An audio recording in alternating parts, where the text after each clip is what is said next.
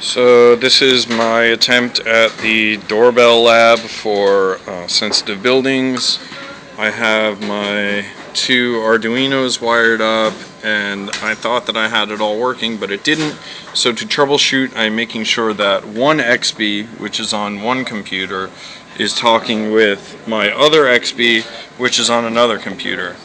And you see that if I push in say Michael over here, it comes up over here, and then if I put Columbo over here, it shows up over here.